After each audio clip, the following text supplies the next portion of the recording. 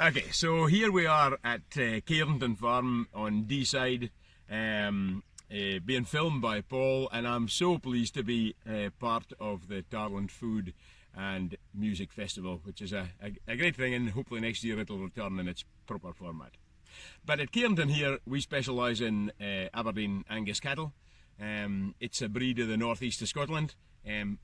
Regardless of where you go in the world, everyone knows or recognises the term Aberdeen Angus. And here we've got some girls behind us, some heifers, noticeably black, of course, and in the States they tend to be referred to as Black Angus, and always hornless, or what we term as polled cattle. And one of their really main characteristics is this ability to throw the poll. So if you use an Aberdeen Angus bull on any other cow, even a Texas Longhorn, you will find that the calves will have no horns. But on from there, of course, they're really famous for the quality of their meat. Now this has been recognised for at least the last 200 years, but it was a neighbour of ours just over the hill, McCombie at Tillyfour of Afford. He was really the pioneer not only at breeding superior cattle, but also marketing those cattle. And one of his prize specimens was champion at Smithfield Show in the 1860s. Once the carcass was sold, he bought half the carcass back from the butcher and gifted it to Queen Victoria. Now this was the most wonderful piece of marketing that you could ever wish for, long before the internet, and of course most of the global map was coloured in pink, part of the British Empire. So within a very short space of time, every newspaper in every part of the empire recognised that Queen Victoria would be eating Aberdeen Angus beef for her Christmas lunch in 1869, I think it was. The following year, when she came to Deeside, she demanded, or at least asked for an audience at Tillyfour, and McCombie, of course, was only too pleased to accommodate her. The story goes that the cattle were paraded around the house rather than have Her Majesty cloutering about them in dubs on the farm. The cattle were paraded around the house, and although the fact he only had 40 cows at the time, he felt a little bit uncomfortable with this. So effectively, one man would take his cow around the front of the house and then round the back, and then they would swap leaders with cows, and then the same process would go on again. And this happened all afternoon. The Queen was amused. So from then on, every one who was anyone, not only did they need to have a sporting estate in Scotland and a grand mansion house that would equal Balmoral, they had to have Aberdeen Angus cattle. And some of you locally will know at Aboyne Castle, just over the hill behind us here, the Coo Cathedral, it was built for Aberdeen Angus cattle.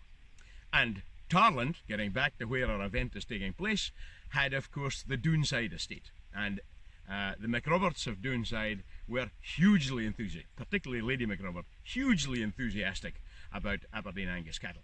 And between 1956 and 1966, Doonside was the place in the world to go and buy an Aberdeen Angus bull. I'm pleased to say that we have some Doonside genetics here on the farm here as well. Estella of Doonside, and one of her daughters, Elizabeth, was champion at Stirling in October last year, and was sold into a pedigree herd in England, and since then she's had a calf and she's doing fantastically well. But of course, there's no getting away from it. For all these beautiful cattle and for all our showing bulls and getting involved in events like that, the purpose of the breed is to produce top quality, marbled Aberdeen Angus beef. We'll see some of that in a short while.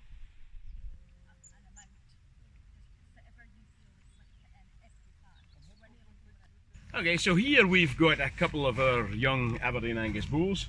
On the left is Jasper, and on the right here is Black Captain. Jasper's actually sold. He's going to South Wales to work with a bunch of young ladies down there, and I have every confidence that he'll do well. But you get a look at him here, you'll notice that wonderful traditional Aberdeen Angus head, broad in the forehead, relatively short in the nose, broad in the muzzle, and notice of course no horns.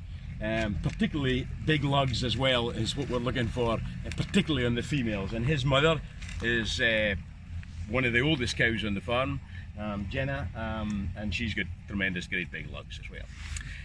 Now the breed of course is traditional to the northeast of Scotland here, and there are arguments about where it was actually founded, of whether it was actually founded in the county of Angus or was it founded in the county of Aberdeenshire.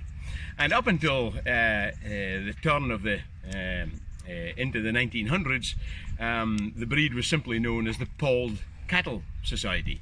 And they argued for a long time about which should come first, Angus or Aberdeenshire. Now, there is no doubt about it that a man called Watson at Keeler, close to Glamis Castle in the county of Angus, he was a very enthusiastic breeder of Aberdeen Angus cattle. But our main man, Maccombie of Tillyfour over at Afford there, he's the man that really put the breed on the map.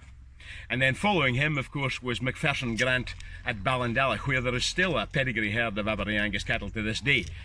Ably looked after by their manager, Davy Johnston, and it's fantastic to see those beautiful cattle with bloodlines going back 200 years grazing in the policies in front of the castle. Personally, of course, I think the breed came from Aberdeenshire, and it is documented that from the estate of Pitfour over beside Mintlaw, there were heifers that went south to Angus, and the first bull in the Aberdeen Angus herd book, who is known as Old Jock, he would have been an offspring of one of those heifers. So although he was born in Angus, his mother was from Aberdeenshire. In fact, not only Aberdeenshire, from Buchan, where the breed was known as humble cattle, humleys, and in the south, in Angus, they were known as dodded cattle, or doddies. So the Angus Doddy and the Buchan Humley were really the foundation of the breed that we know to this day. And if we go further back now, there is actually evidence of when the Romans came to this northern part of Scotland, and they didn't come here very much, they noticed that we had a black and hornless breed of cattle. So there's no doubt they're synonymous with this part of Scotland, and today they are the dominant beef breed in all of the world. And if you want a decent bit of beef, you've got to ask for Aberdeen Angus by name.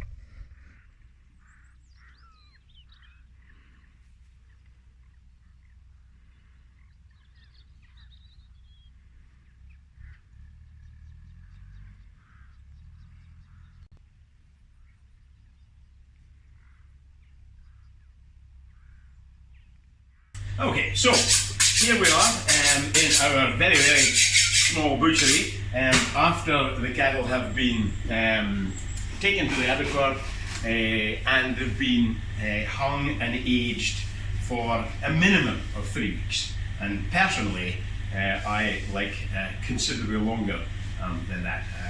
It does depend a little bit on the carcass, but often up to 40 days is perfect. And dry aging is the key. That's not, as some of the well-known supermarkets claim, that it's been aged in a plastic bag. It needs to have the air circulate around about it and the moisture extracted from meat. It also allows the enzymes within the meat to break down the fibres and gives you this more tender eating experience. So here we've got the sirloin and the rib of an Aberdeen Angus steer, and we tend to kill only steers, but very seldom kill bulls, and we don't really like killing heifers either, although personally possibly the best beef comes off the heifers, a little bit more fat involved there. But if you look at this fella here, notice fair layer of fat on the sirloin there, and it's firm and hard and will go crispy and tasty in the cooking process. And here we've got the ribeye. Now, it's interesting that in the last 10 or 12 or 15 years, ribeye has become so much more popular. Certainly in Aberdeenshire and the northeast here, sirloin was the popular one, and that's not quite the case anymore. But let's just put the knife through here just now. Okay, so we just take the end off, and you know by the feel of how the knife goes through it what sort of bit of beef it is. Now, looking at it from my point of view, I'm a little disappointed it's not quite got the marbling in it that I would like. Now, it doesn't always work, it doesn't always come the way it should do, but I'm reasonably happy and content with that. It's got that telltale knob of fat that runs right the way through on the rib, and although it may not be my absolute perfect piece of beef, I'm confident that it'll eat extremely well. If we look at the sirloin here, and you want a decent kind of size steak, so it should be at least a 3/4 of an inch thick. I would say again, as the knife goes through it, okay, it feels easy and soft to draw the knife through it, and off the same carcass, so you wouldn't expect it to be very much different, but there is noticeable little bit flecks of fat through there.